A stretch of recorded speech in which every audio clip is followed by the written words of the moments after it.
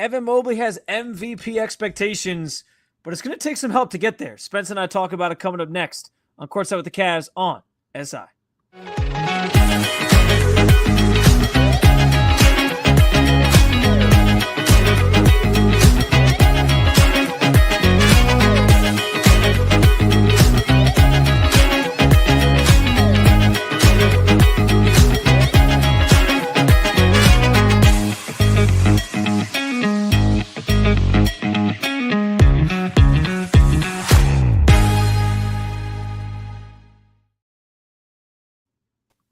What's up, fans? Spencer German, Spencer Davies. We are back.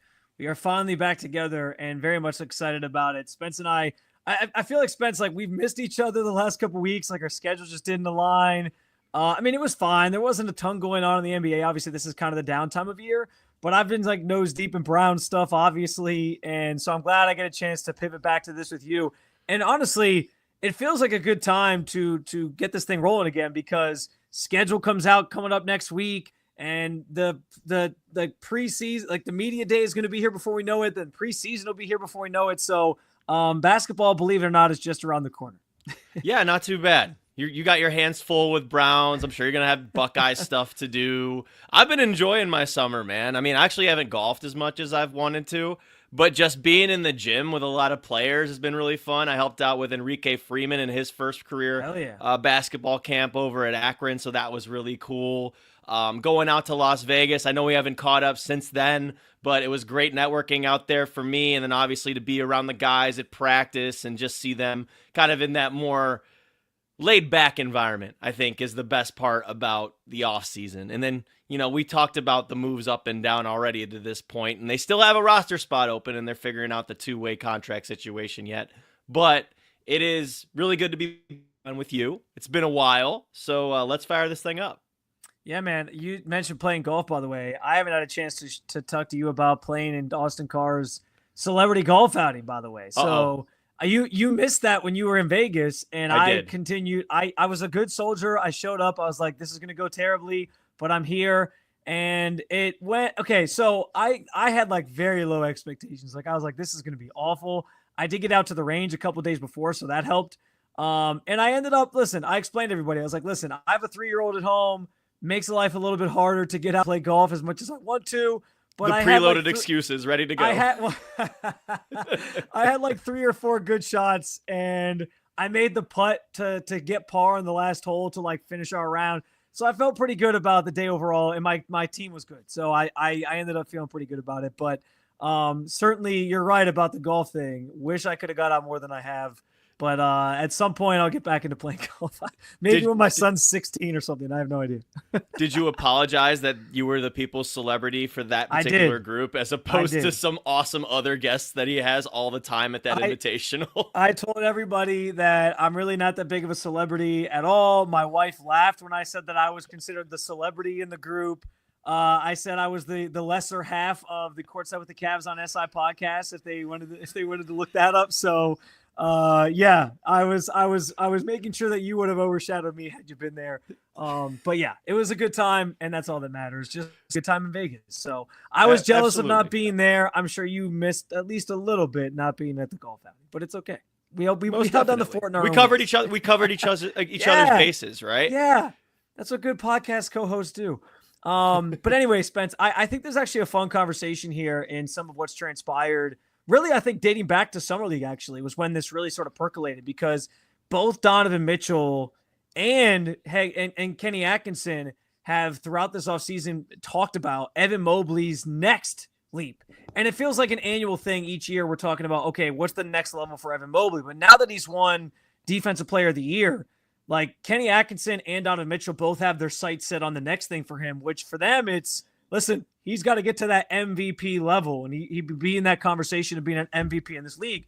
And I think Evan would honestly say the same thing, especially, you know, on the heels of at the All-Star game this past year, saying that in 5 years, he sees like potentially himself and Victor Wembanyama as the two best players in the league, or two of the best players in the league. And so there is this massive expectation on him to get to that level and be in that tier of player in conversation. But what I think is interesting is obviously a lot of that has to do with Evan and his work ethic, which we've seen. and his willingness to do even more than he's already done and take that next step. But I also think that around him, there are some pieces and parts that matter to him getting to that level as well. And it's the two people that we just talked about, Kenny Atkinson and Donovan Mitchell. And I'm kind of curious, like, your thoughts on who you think is almost more responsible between those two for helping Evan reach that next level of being an MVP caliber player. Because from Kenny Atkinson's standpoint, it's a lot of the X's and O's. But from Donovan's standpoint, there is that sort of conceding to him that also has to happen as well to help him get to that level. So where's your head at with I think, this great overarching question that we have for today's show? If I have to pick between the two, I would say Donovan, but I also have secret option C here. And to me, it's Evan Mobley. You're throwing something at me. It's Evan Mobley. It's Evan Okay. Mobley. It's him. It's him asserting himself. It's him calling for the ball, making sure that he's not getting frozen out. And if he is, that he makes sure to go and get it. He makes sure to go and call for it. And I think that kind of aggression on his part is self-motivated. I don't think that's on his teammates to get him the ball and stuff like that. It is on them to a point, but I feel like Evan has the potential to be as good as what Kenny Atkinson is saying, that MVP candidate, obviously being the top player on the Cavs. But it's also going to take within himself to believe that and to really up his aggression level, not only with it in his hands, but without the ball in his hand as well. So I think it's more on him than it is anybody else. But number two in that would be Donovan in my eyes, just because we saw last year Donovan taking the step to the side, letting the other guys get their development going. Darius Garland, Evan Mobley having great regular seasons. I think he can also do that in the playoffs, though. But we know that there's all sorts of context behind what happened in the postseason, For sure. why Donovan went total like hero ball mode because of what was going on with Darius Garland and his 9 toes. You know, DeAndre Hunter having his thumb injury, Evan Mobley having the ankle injury. I think he can learn from this, but ultimately, Evan Mobley getting to that superstar MVP level is on Evan Mobley, and that's first and foremost. Yeah, listen, I like where you took this to a degree because my answer would be Donovan as well, because here's the thing, like, Kenny Atkinson is responsible, yes, for making Evan Mobley a focal point in this offense and what they want to do on that end of the floor, especially. We know what he's going to do on the defensive end. Like I said, he won Defensive Player of the Year. But Kenny can only do so much from the bench, right? Like, he can draw it up. He can scheme it up. He can talk throughout the week of practice or when they practice ahead of games and as they prepare for games. Like, here's what we want to do with Evan. But it's on his teammates to make sure that those things are sort of being executed the way that they're supposed to be. And so my answer ends up being, if we're talking about just the two people outside of Evan, is Donovan Mitchell, because yes, like, he is viewed as the leader of this team. He's viewed as kind of the star of this team to this point. And it is going to take even more unselfishness from him to allow Evan to blossom into, again, what we're talking about, an MVP caliber player. And what's the thing about it is, like, I think Donovan's totally comfortable doing that too, because he showed us this past year he's totally comfortable with doing that. You bring up the playoffs, a lot of context there. He kind of had to be the hero in that situation because so many guys were hurt. They were dealing with a lot. There was a lot that was going on of why he sort of had to take over, and I think it maybe spilled into that Game 5 when Evan was playing really well in support of him, and he just kind of still took over. I think it was just like a mindset thing at that point that kind of taken hold. But so yes, in the playoffs, there's some of that still has to happen for Donovan. He still has to be willing to concede. But I think that you saw him during the regular season show he's comfortable doing that. And that has to reach another level if they're trying to get Evan to that stage. Now, where I liked what you said about Evan, though, is like, Donovan can absolutely concede to Evan more. But he also can't, like, shoot the ball for him either or make him attack the rim. And so that is where, like, at the heart of this, it 100% falls on Evan Mobley first, because he has to be willing to demand the basketball. He has to be willing to, attack when he needs to attack and know the right moments. We've talked about it with Donovan, right? Donovan knows when he has to take over a game generally. Evan has to learn that. He has to learn when, like, I'm the guy. It's got to be me tonight. And I think that's the part of his game that has to still come along. So yes, most of this does fall at Evan's feet, but I do think Donovan is kind of that secondary person to help him reach that level that we're talking about.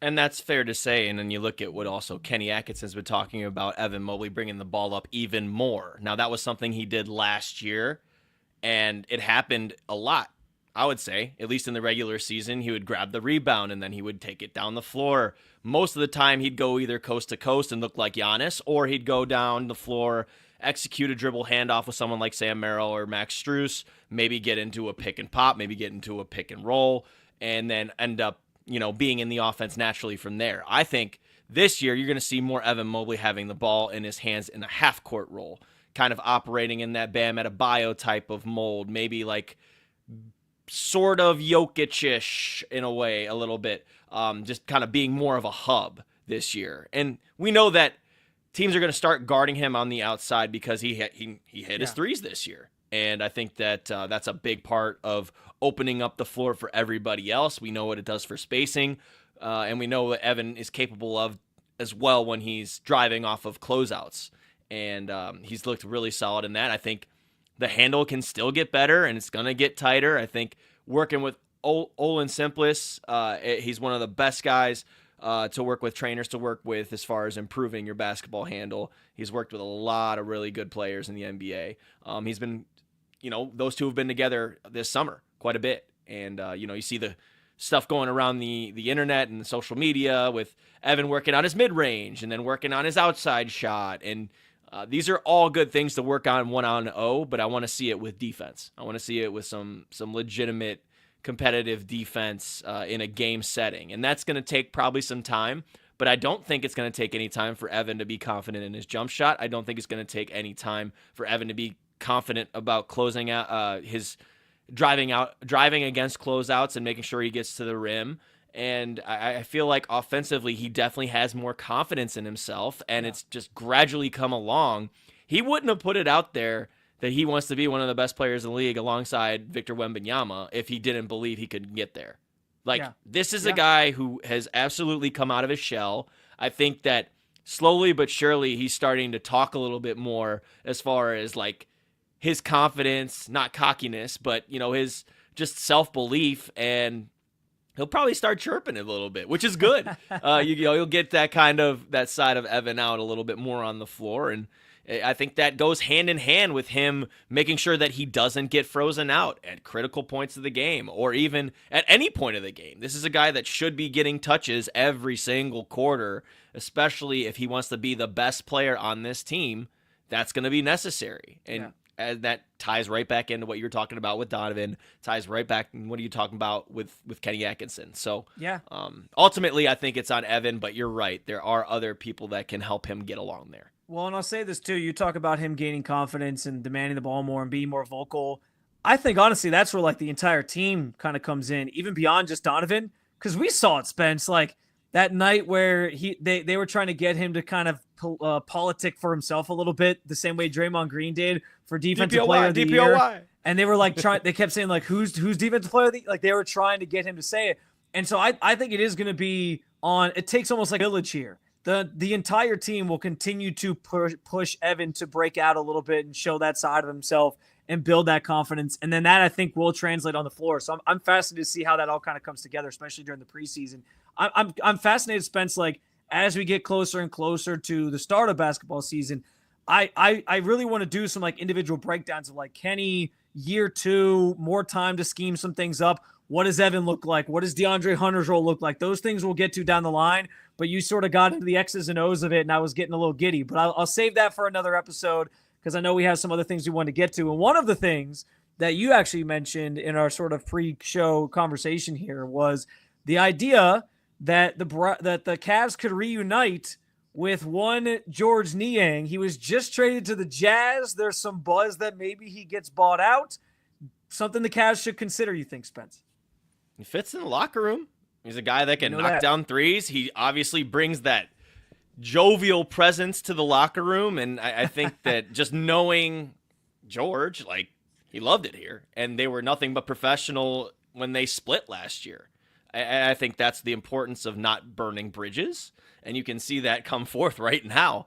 Who knows if that's who gets the final roster spot. We also see if the Jazz decide to buy him out in the first place, because that's not set in stone. But I think it makes all the sense in the world to bring that guy in, and you need him in a pinch to shoot threes. You know that he can do defensively as well. I think is a place that a lot of people in the organization appreciated what he brought to the table, especially against those bigger set wings. I know that he's not quick-footed the way that other guys are on this team, but just in terms of firming up and staying in front and really being an irritant. That's what George is, and he's good at that. He was tremendous with the float shot last year too. That's another thing, like that little push shot when you get into the paint about 8 feet away. That little one-handed teardrop looking thing. Like, he was good at that, going off a high glass. Yeah. He's got all the ability in the world, man. And there's a reason he's been a vet in this league for as long as he has been. He is definitely somebody who has great IQ for the game and is an excellent communicator. And again, somebody that just lights up the locker room, and the guys would welcome him back in. So here's another thing. I think everything you lay out is absolutely like check the boxes of reasons why he makes sense to bring back. He was such a fit in this locker room, brought such like chemistry wise, like, it's going to be flawless if you were to return. Here's the other thing, Spence, like, what's the thing that everybody complains about the most with this team when they get bounced out of the playoffs? Every year, soft. It's the same thing. Yeah. Soft. They don't have that. They don't have that grit. They don't have that can, like, you said the word irritant, like that can be sort of that irritant. George Niang is 100% authentically, by the way, that it's not forced with him. And we saw that, like, there was times during the regular season where he kind of had to play that role because there wasn't really anybody else that was. And that in the playoffs, we didn't. I don't know that we got a chance to really talk about the Larry Nance Jr. Re-signing and him coming back to Cleveland, which I love, because I think that's another guy that, like, he knows what it takes to win in the playoffs. He's an experienced player. He brings some of that grittiness, I think, to this roster, the same way Tristan Thompson did. But the difference is he's going to play more than Tristan Thompson. And so you get him out there, and you maybe add George Niang back into the mix. And there's just like this different sort of attitude and swagger about this team that you could use. I know people are going to be like, well, George is a streaky guy, and he's a mismatch in certain matchups. And you're 100% right about those things. There's games, matchups, whatever. The Celtics this year were a bugaboo for him. Like, he'll get played off the floor in some series. That's probably true. But he can give you a handful of minutes in any game, in any series, and that extra element of, like, that toughness factor that everybody complains about this team not having. Him bringing that back into the mix and into that locker room, I also think would go a long way and be valuable to this team. So, yeah, if this becomes a thing, if he becomes bought out and you could use him as the last roster spot, I think you absolutely do it. One more thing on George. Sure. He is durable and dependable. That guy plays every single night. Plays every single night. That guy is really good at taking care of his body, and I feel like, especially over the last couple of years, has been very available, which is something that coaches need, especially throughout the rigors of an 82-game season, and then particularly the playoffs as well, when you need a guy to go to break glass in case of emergency or, like you said, certain matchups. I think it's important. Yeah, and Spence is you and George butted heads a little bit at the start of last season. So we always butt heads. No, I know, but that's the thing, man. Like, no ill will. You're like, bring him back. He's a great fit. And I think that's important in terms of, how you're viewing the situation. I think he'd absolutely fit again. And I appreciate authentic, Yeah. Yeah. No, he is 100% authentically himself. And I think that's honestly why fans loved him. Like, he was a role player that became a fan favorite the same way, J.R. Smith was kind of like a fan favorite back in the day because he was just who he was. He was himself, and people loved him for it. So, if that happens, absolutely sign me up. I think it makes a ton of sense for the Cavs. Spence, the schedule is supposed to come out, I think, next week. Is it the 15th or something like that? Or am I off on that? Is it the 8th, actually? Is it this Friday? I don't know why I'm drawing a blank on this. I got to look that up, honestly. Hold on. This is great podcasting.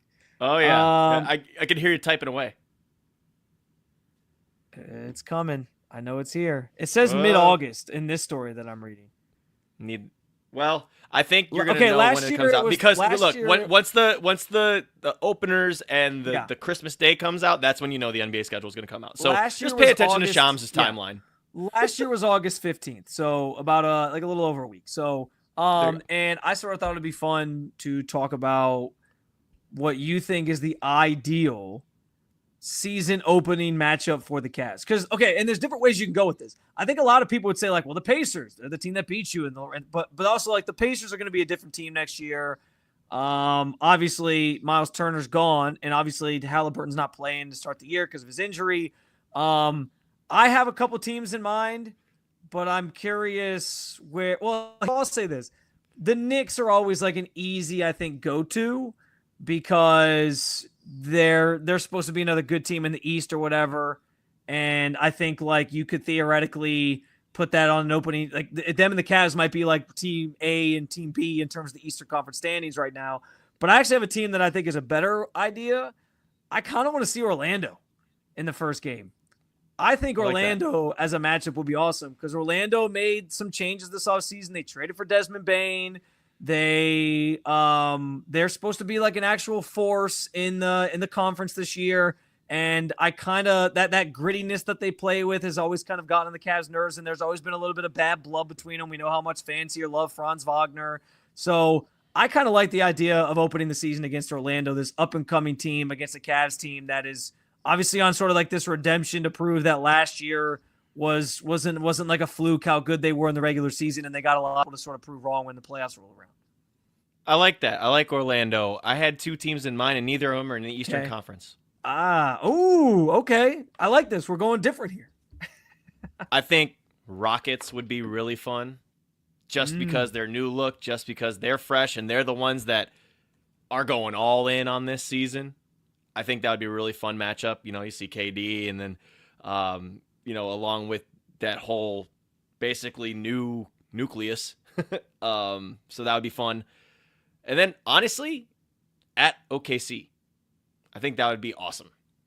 I don't know how they schedule their finals champions on the first night and all that stuff, but I feel like that would be awesome. And every time the Cavs have met up with the Thunder, aside from the one blowout in OKC, the last time that they played there, they've been excellent matchups. So the and reason I think that'd be really fun. The reason I really like that thought is because that was kind of last year the popular choices for the finals, right? Like it was like, oh, the Cavs are the best team in the East, the Thunder are the best team in the West. They're on a collision course, and so you kind of got deprived of that. And that's a really interesting one where I'm like, hey, if that actually were to work out, I would love to see the Thunder as a potential first game because, like you said, it's kind of like the finals matchup we didn't get, and maybe those two teams are good enough again that they'll be in the conversation again next year to maybe meet in the finals. Well, here's where my head's at with that. I think that initially it would probably be Boston or it would be Indianapolis, but you have the two big injuries on those two teams. So you're thinking from a scheduling perspective, would they do the rematch even with that? Does it bring the same amount of eyeballs? Because this is what the game's about. It's about the ratings, right? So you think about Tatum not being around. You think about Hallie not being around. Would they schedule that still knowing that? Or would they go with the projected Eastern Conference champion Cavs, if that's the case this coming season? Or, that's the external expectation from a lot of people is that the Cavs are going to be pretty high up again. Yeah. So would they do that? I kind of feel like based off of like, as we think through this, because we know the Cavs don't get a lot of love when it comes to like thinking through ratings or like what's going to draw.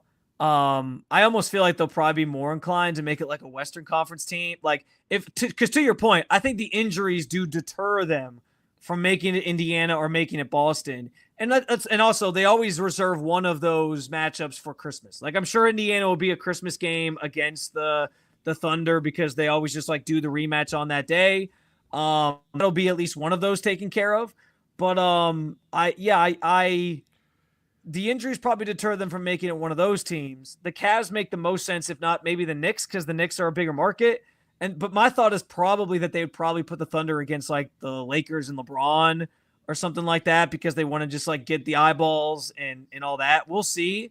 But that's kind of at least my thought process on like where they would go. But I listen, I am all for, after talking this out, it being the Cavs, and we actually get to see the finals matchup that wasn't from a year ago with the two teams that were the best in the NBA during the regular season. I would absolutely love that.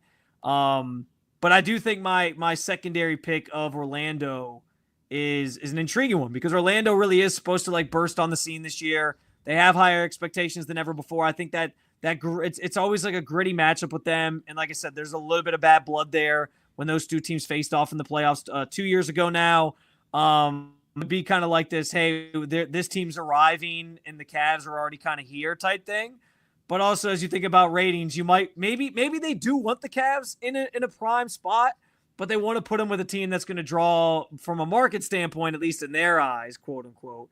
And so maybe the Knicks ends up just being the fallback plan because they think the Knicks and the Cavs are going to be the two best teams in the East. That's honestly, we're thinking big picture on this, Spence, and we have some really good thoughts. And I bet you the NBA is just going to be like, Cavs and Knicks to open the season. Why not? It's just how it always goes, right? And I mean, watch, OKC won a championship, but they'll probably still get some small market team. They won't. Let's go focus on Lakers and Clippers, because we got the Intuit Dome, we got all the drama surrounding LeBron, and Luka just signed his new contract. Yeah, let's do that. Let's do that Such instead. A shame. But Such a shame. with Eastern Conference opponents too, I wouldn't mind either if they faced off against like say an Atlanta or Detroit too. Like one of those up and coming teams. That'd be fun too. So I know we're like naming half of the NBA right now, and that's what we've gotten. But I feel like those would be good matchups. I don't know. For what it's worth, they did start the season last year against the Pistons. And I think that they sort of leaned into like the JB Bickerstaff coaching change thing there, which makes some sense. Like ultimately, like this league does storylines better than anybody, in my opinion. So being able to like manipulate the schedule in a way where they can be like, what's the best storyline for this Cavs team or the team that they'd be playing opposite of them, I think is what they'll kind of lean into. Here's another question real quick. How many nationally televised games, and I'm not counting NBA TV because you got to basically have NBA TV to watch them. Do you think the Cavs will get more nationally televised games this year than they did last year because they finally earned that respect at the end of last season? They were putting them on national TV. I think it'll be about the same amount. Okay.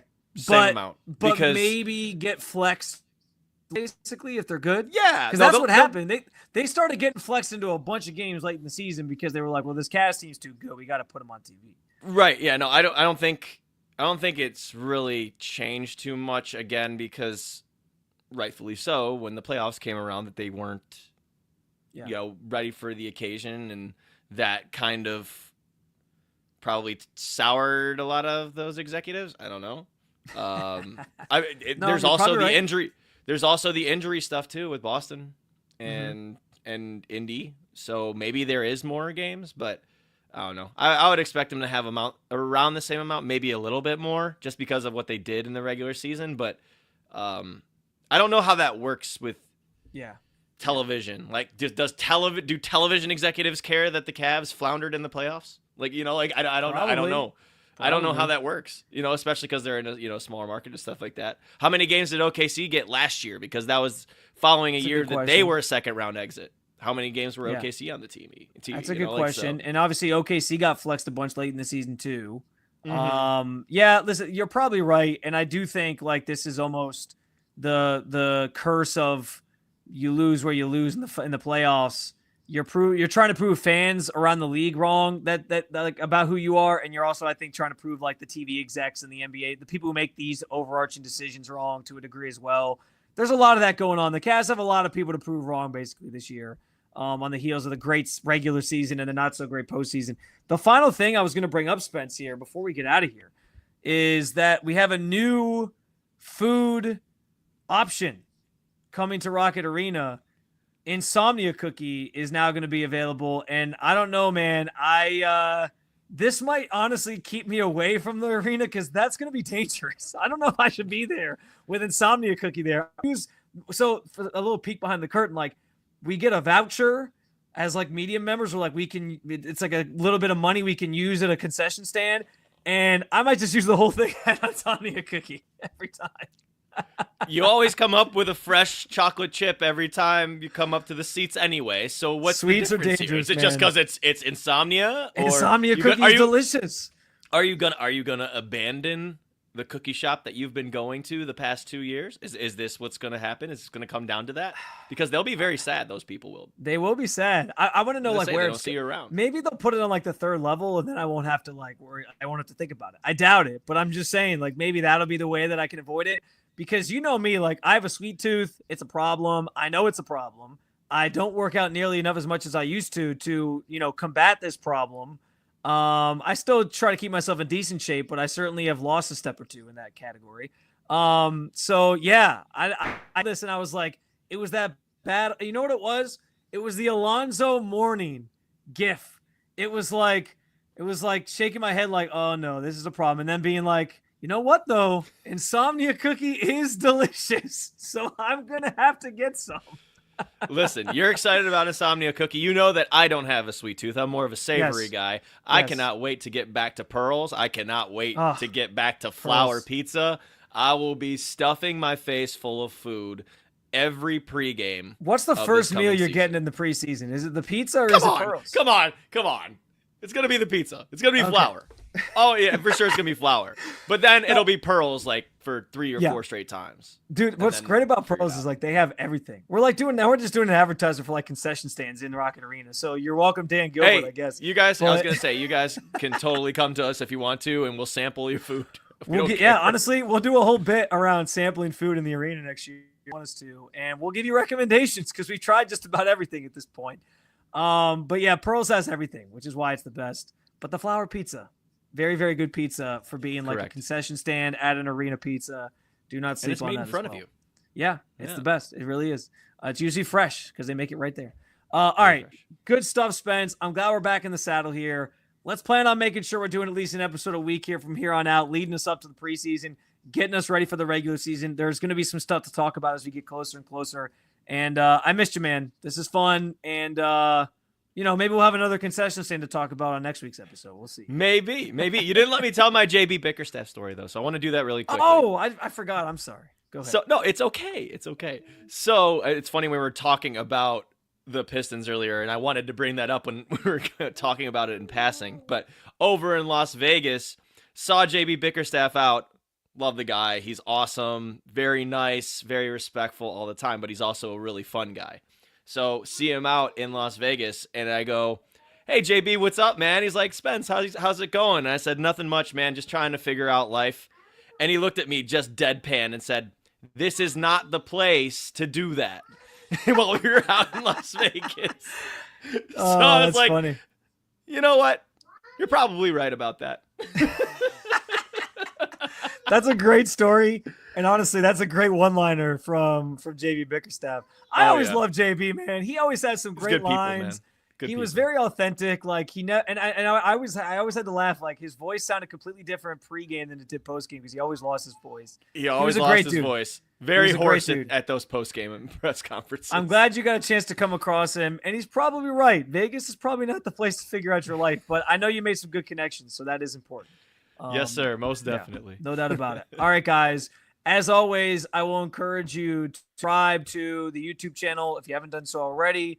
Cleveland Cavaliers on SI.